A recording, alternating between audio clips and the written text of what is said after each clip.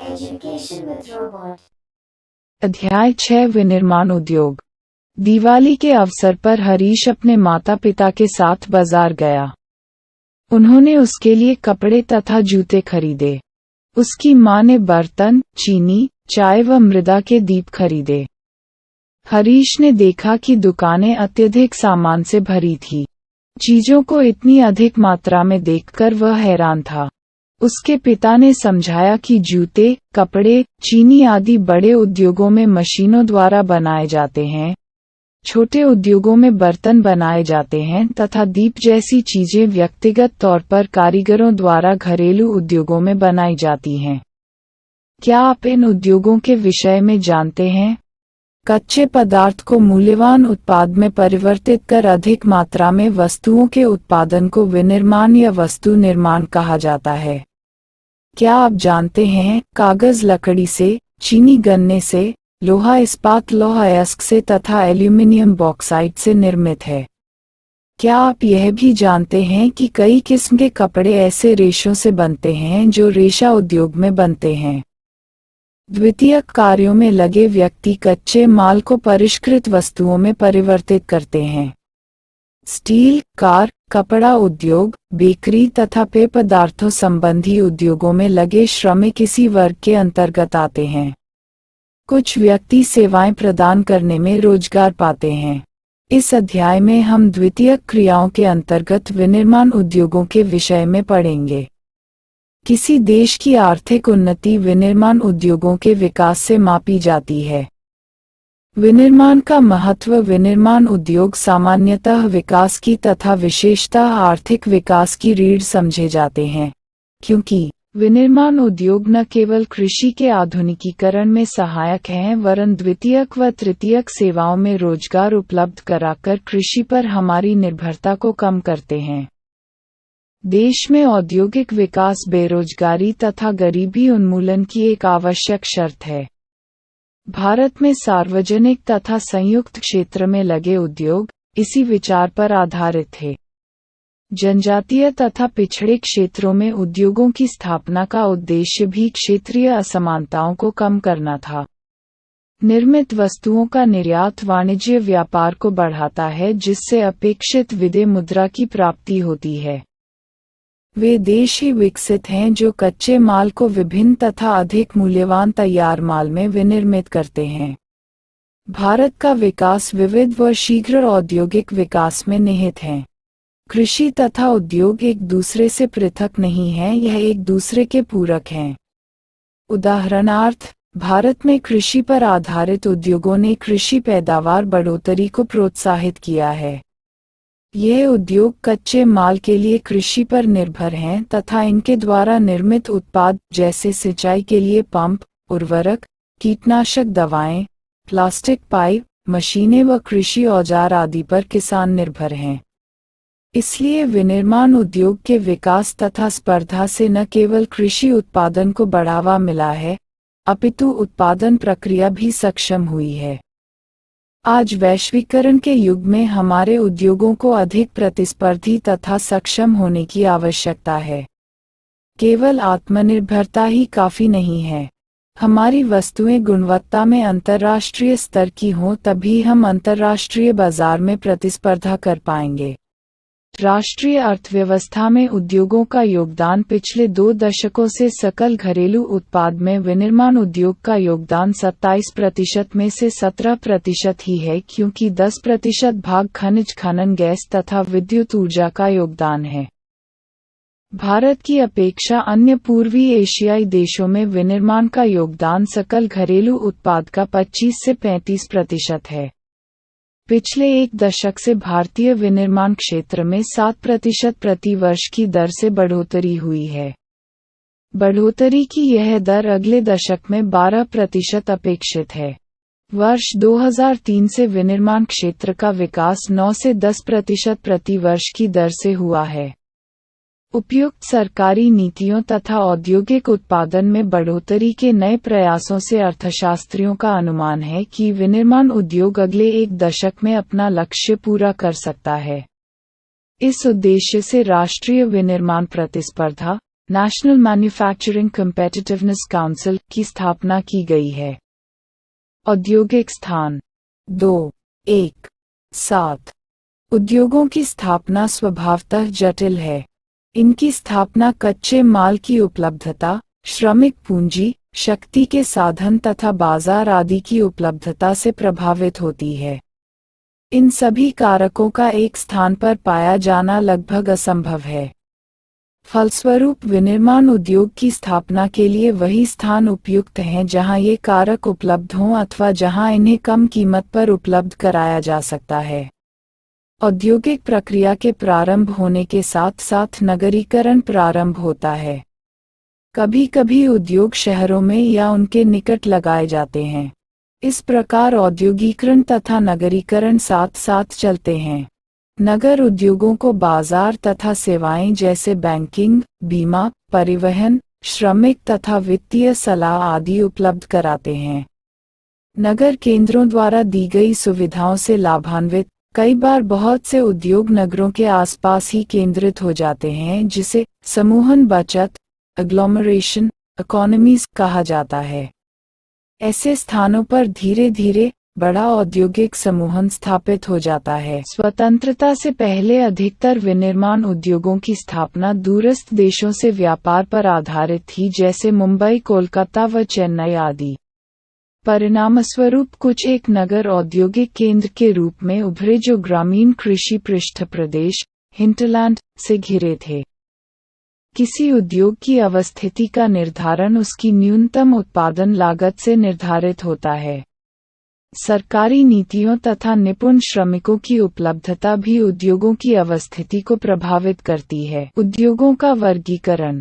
रोजमर्रा के इस्तेमाल की विभिन्न औद्योगिक उत्पादों की सूची बनाएं, जैसे ट्रांजिस्टर, बिजली का बल्ब, वनस्पति तेल, सीमेंट, कांच का सामान, पेट्रोल, माचिस, स्कूटर, वाहन, दवाइयाँ आदि। यदि हम विशेष मापदंडों के आधार पर विभिन्न उद्योगों का वर्गीकरण करते हैं तो विनिर्माण को आसानी से समझ सकेंगे। उद्योगों को निम्न प्रकार से वर्गीकृत किया जा सकता है। प्रयुक्त कच्चे माल के स्रोत के आधार पर कृषि आधारित सूती वस्त्र, ऊनी वस्त्र, पटसन, रेशम वस्त्र, रबर, चीनी, चाय, कॉफी तथा वनस्पति तेल उद्योग। खनिज आधारित लोहा तथा इस्पात, सीमेंट, एल्यूमीनियम, मशीन, औजार तथा पेट्रोरसायन उद्योग। प्रमुख भूमिका के आधार पर आधारभूत उद्योग जिनके उत्पादन या कच्चे माल पर दूसरे उद्योग निर्भर हैं, जैसे लोहा इस्पात, तांबा प्रगलन व एल्यूमीनियम प्रगलन उद्योग। उपभोक्ता उद्योग जो उत्पादन उपभोक्ताओं के सीधे उपयोग हेतु करते हैं, जैसे चीनी, दंतमंजन, कागज, सिलाई मशीन आदि। पंखे। पूंजी निवेश के आधार पर एक लघु उद्योग को परिसंपत्ति की एक इकाई पर अधिकतम निवेश मूल्य के परिप्रेक्ष्य में परिभाषित किया जाता है। यह निवेश सीमा समय के साथ परिवर्तित होती रहती है। अधिकतम स्वीकार्य निवेश के आधार पर की जाती है। यह निवेश मूल्य समय के साथ बदला गया है। वर्तमान में अधिकतम निवेश 1 करोड़ रुपए तक स्वीकार्य है। स्वामित्व के आधार पर सार्वजनिक क्षेत्र में लगे, सरकारी एजेंसियों द्वारा प्रबंधित तथा सरकार द्वारा संचालित उद्योग जैसे भारत हैवी इलेक्ट्रिकल लिमिटेड, भेल तथा steel authority of India limited, SAIL आदि।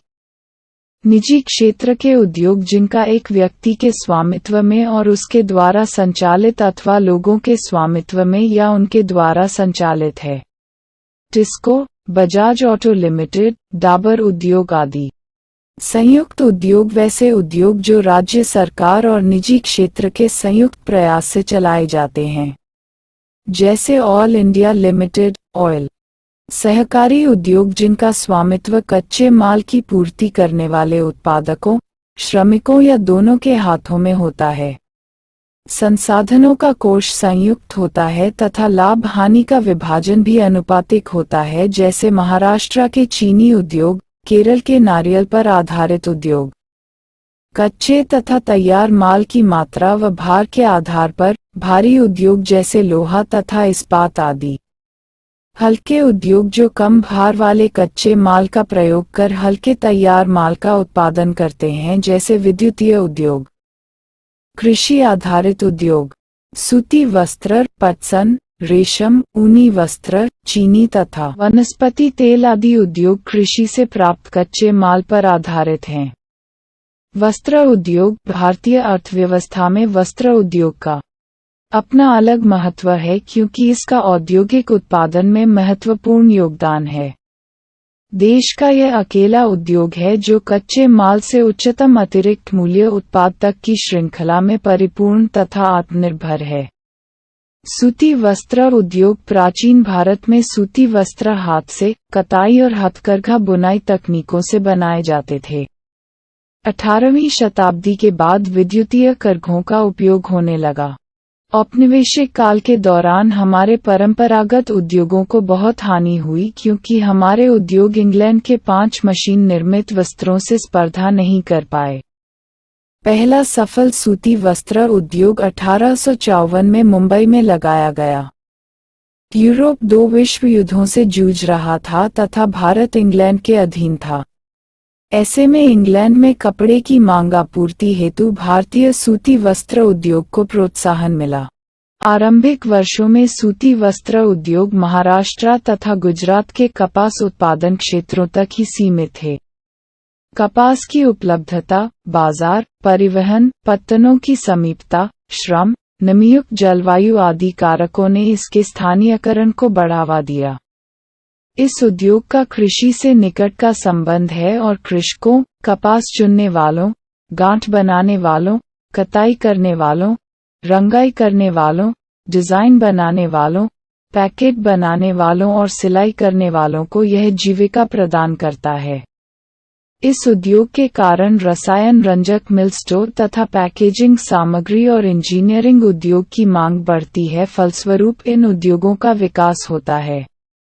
यद्यपि कताई कार्य महाराष्ट्र, गुजरात तथा तमिलनाडु में केंद्रित है, लेकिन सूती, रेशम, जरी कशीदाकारी आदि में बुनाई के परंपरागत कौशल और डिजाइन देने के लिए बुनाई अत्यधिक विकेंद्रीकृत है। भारत में कताई उत्पादन विश्व स्तर का है, लेकिन बुना वस्त्र कम गुणवत्ता वाला है क्योंकि यह देश में उत्पादित उच्च स्तरीय धागे का अधिक प्रयोग नहीं कर पाता। बुनाई का कार्य हथकरघों, विद्युत करघों व मिलों में होता है। हाथ से बुनी खादी कुटीर उद्योग के रूप में बुनकरों को उनके घरों में बड़े पैमाने पर रोजगार प्रदान कराता है। महात्मा गांधी ने सूत कातने तथा खादी बुनने पर क्यों बल दिया?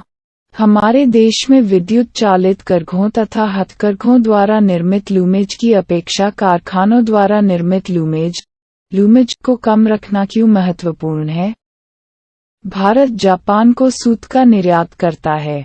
भारत में बने सूती वस्त्र के अन्य आयातक देश संयुक्त राज्य अमेरिका, इंग्लैंड, रूस, फ्रांस, पूर्वी यूरोपीय देश, नेपाल, सिंगापुर, श्रीलंका तथा अफ्रीका के देश हैं। सूती रेशे के विश्व व्यापार में हमारे देश की भागीदारी काफी महत्वपूर्ण है। यह कुल अंतर्राष्ट्रीय व्यापार का लगभग 1/4 भाग है। हमारे कताई कारखाने विश्व स्तर पर प्रतिस्पर्धा कर सकते हैं और हम जो सूत पैदा करते हैं उसका उपभोग करने में सक्षम हैं। लेकिन बुनाई और कताई तथा प्रक्रमण इकाइयां देश में उत्पन्न किए गए उच्च कोटि के धागे का उपयोग नहीं कर पाती है। इस क्षेत्र में कुछ ही बड़े और आधुनिक कारखाने हैं तथा अधिकतर छोटी व बिखरी हुई इकाइयां ही है जिसका उत्पादन स्थानीय बाजार की मांग को ही पूरा कर पाता है। यह इस उद्योग की एक बड़ी कमी है जिसके परिणामस्वरूप हमारे बहुत से कताई करने वाले सूती धागे का निर्यात करते हैं, जबकि परिधान निर्माताओं को कपड़ा आयात करना पड़ता है। धागा 85 रुपये प्रति किलोग्राम की दर से बेचा जाता है। अगर यह पतलून के रूप में बेचा जाए तो इसकी कीमत 800 रु प्रति किलोग्राम है। रेशे से धागा, धागे से कपड़ा और कपड़े से परिधान बनाने के प्रत्येक चरण पर मूल्य में वृद्धि होती है। हमारे लिए अधिक मात्रा में धागे के निर्यात की अपेक्षा अपने बुनाई क्षेत्र को सुधारना क्यों आवश्यक है? यद्यपि लंबे रेशे वाली कपास के उत्पादन में महत्वपूर्ण वृद्धि दर्ज की गई है, तथापि इसे आयात करने की आवश्यकता महसूस की जाती है। विशेषतः बुनाई व अन्य संबंधित क्षेत्रों में अनियमित विद्युत आपूर्ति को दूर करने तथा नई मशीनरी के उपयोग की आवश्यकता है। अन्य समस्याओं में कम श्रमिक उत्पादकता तथा कृत्रिम वस्त्र उद्योग से प्रतिस्पर्धा आदि हैं।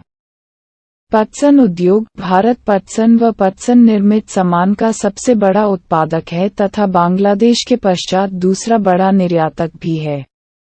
वर्ष 2010-11 में भारत में लगभग 80 पटसन उद्योग थे।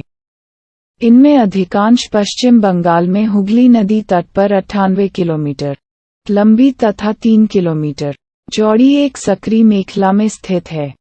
पहला पटसन उद्योग कोलकाता के निकट रिश्रा में 1855 में लगाया गया।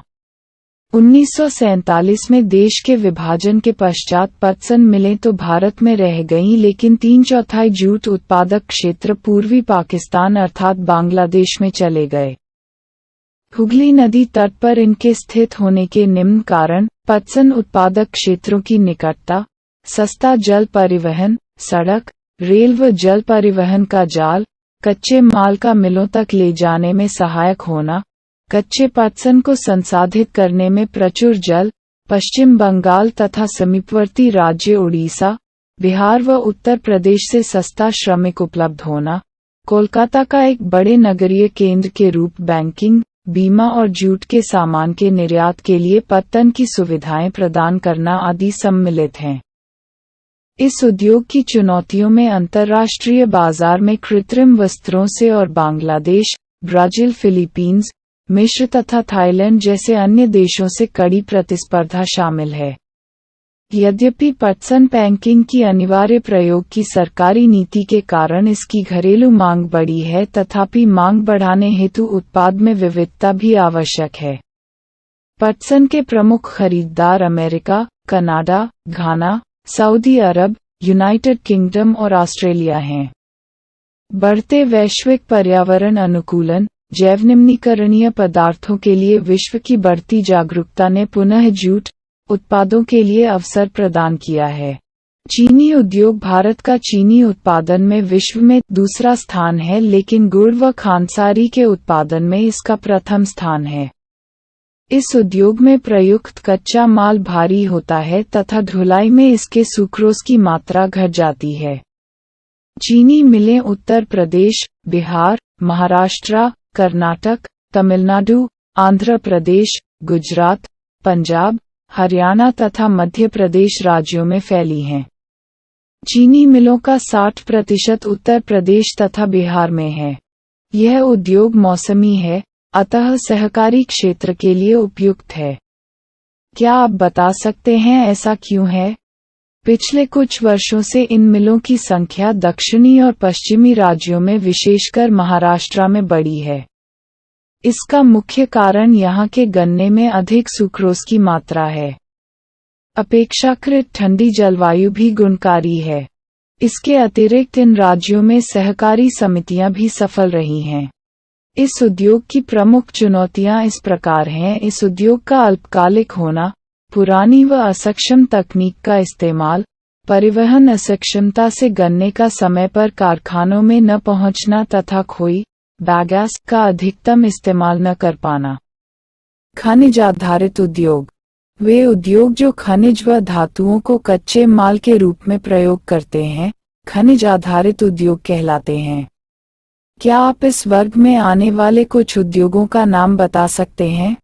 लोहा तथा इस्पात उद्योग एक आधारभूत बेसिक उद्योग है, क्योंकि अन्य सभी भारी, हल्के और मध्यम उद्योग इनसे बनी मशीनरी पर निर्भर हैं।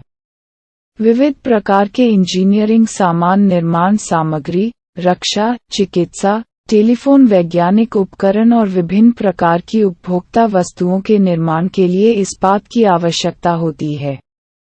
इस्पात के उत्पादन तथा खपत को प्रायः एक देश के विकास का पैमाना माना जाता है।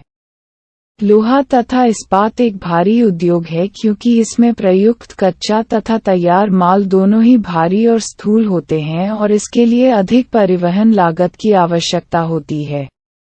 इस उद्योग के लिए लौह अयस्क, कोकिंग कोल तथा चूना पत्थर का अनुपात लगभग 4:2:1 का है। इस्पात को कठोर बनाने के लिए इसमें मैंगनीज की कुछ मात्रा की भी आवश्यकता होती है। इस्पात उद्योगों की आदर्श स्थापना कहाँ होनी चाहिए? यह याद रहे कि इससे निर्मित माल को बाजार तथा उपभोक्ताओं तक पहुंचाने के लिए भी सक्षम परिवहन की आवश्यकता है। वर्ष 2019 में भारत 111 मिलियन टन इस्पात का विनिर्माण कर संसार में कच्चा इस्पात उत्पादकों में दूसरे स्थान पर था। यह स्पंज लौह का सबसे बड़ा उत्पादक है। इस्पात के अधिक उत्पादन के बावजूद भी 2019 में यहां प्रति वर्ष प्रति व्यक्ति इस्पात की खपत केवल 74.3 किलोग्राम थी, जबकि इसी समय विश्व में प्रति व्यक्ति औसत खपत 229.3 किलोग्राम थी। भारत में प्रति व्यक्ति इस्पात की खपत इतनी कम क्यों है? इस समय भारत में 10 मुख्य संकलित उद्योग तथा बहुत से छोटे इस्पात संयंत्र हैं। मिनी इस्पात उद्योग छोटे संयंत्र हैं जिनमें विद्युत भट्टी, रद्दी इस्पात व स्पंज आयरन का प्रयोग होता है। इनमें री रोलर्स होते हैं जिनमें इस्पात सिल्लियों का इस्तेमाल किया जाता है। यह हल्के स्टील या निर्धारित अनुपात के मृदु व मिश्रित इस्पात का उत्पादन करते हैं। एक संकलित इस्पात संयंत्र एक बड़ा संयंत्र होता है जिसमें कच्चे ढालने और उसे आकार देने तक की प्रत्येक क्रिया की जाती है। सार्वजनिक क्षेत्र के लगभग सभी उपक्रम अपने इस्पात को steel authority of India SAIL के माध्यम से बेचते हैं। 1950 के दशक में भारत तथा चीन ने लगभग एक समान मात्रा में इस्पात उत्पादित किया था। आज चीन इस्पात का सबसे बड़ा उत्पादक है। इस्पात की सर्वाधिक खपत वाला देश भी चीन है।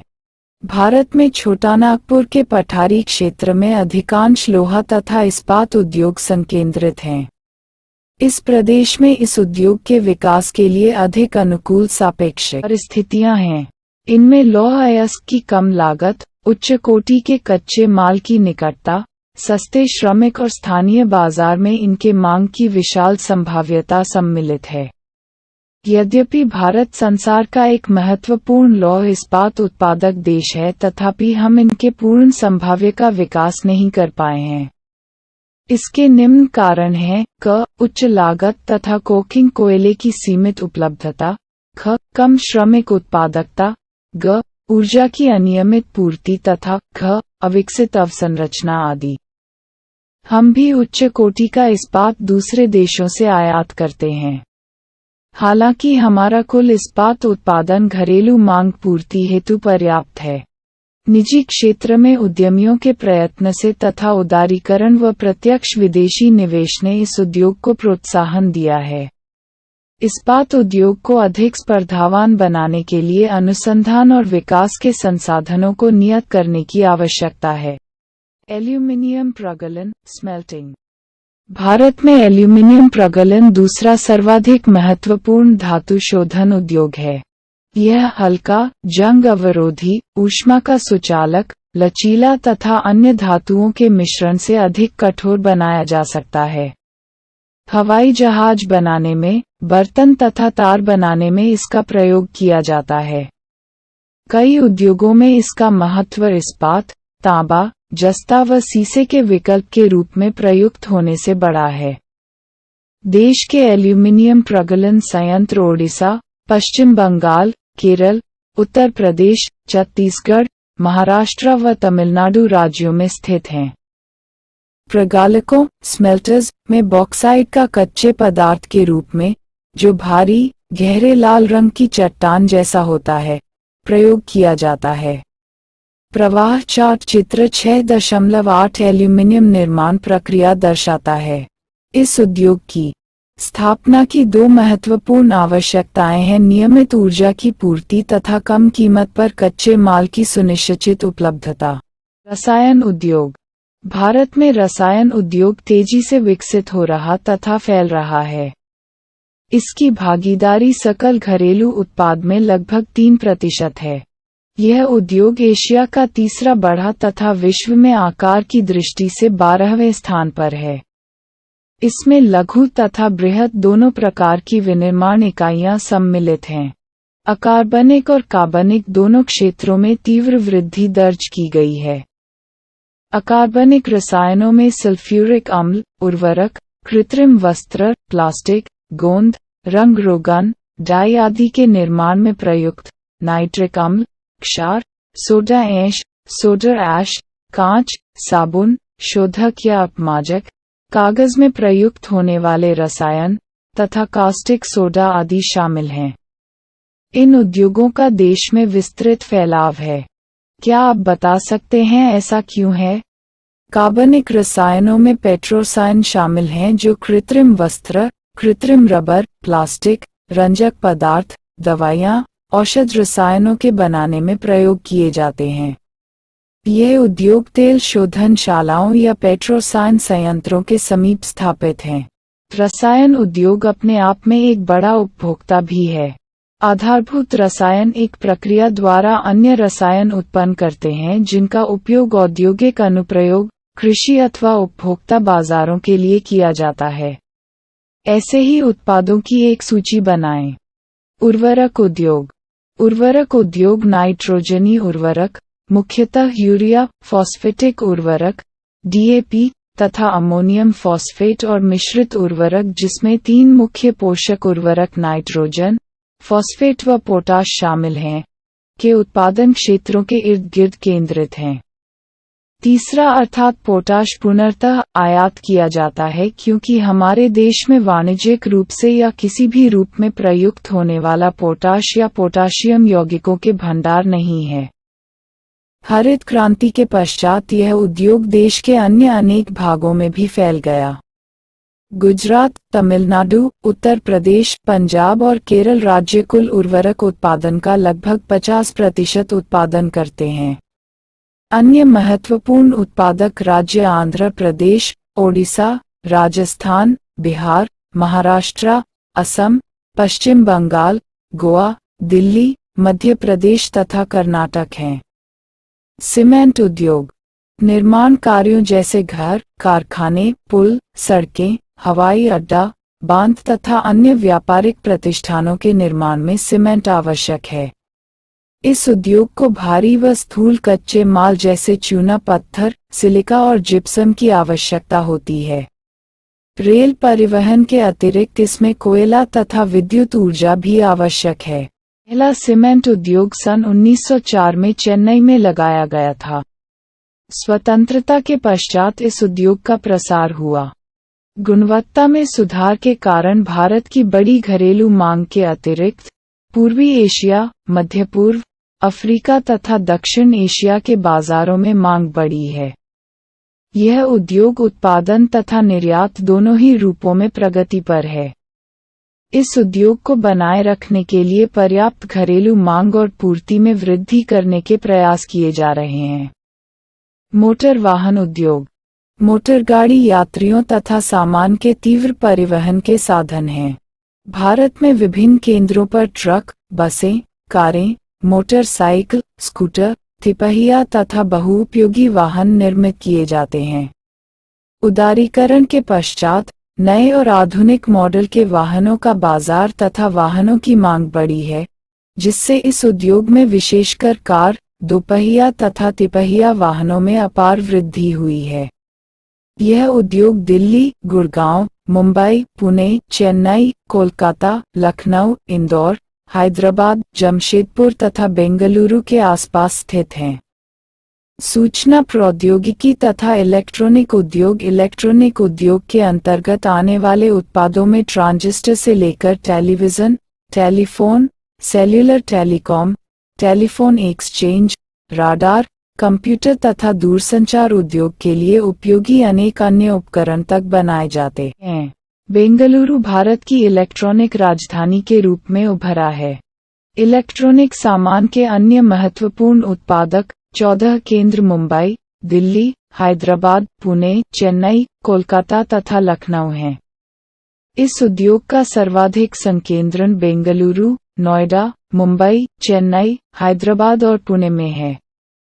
यह भी अत्यंत रोचक है कि भारत में सूचना प्रौद्योगिकी उद्योग के सफल होने का कारण हार्डवेयर व सॉफ्टवेयर का निरंतर विकास है।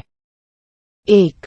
औद्योगिक प्रदूषण तथा पर्यावरण निम्नीकरण। यद्यपि उद्योगों की भारतीय अर्थव्यवस्था की वृद्धि व विकास में महत्वपूर्ण भूमिका है, तथापि इनके द्वारा बढ़ते भूमि, वायु, जल तथा पर्यावरण प्रदूषण को भी नकारा नहीं जा सकता। उद्योग 4 प्रकार के प्रदूषण के लिए उत्तरदायी हैं: क, वायु, ख, जल, ग, भूमि, घ। ध्वनि प्रदूषण करने वाले उद्योगों में ताप विद्युतगृह भी सम्मिलित हैं।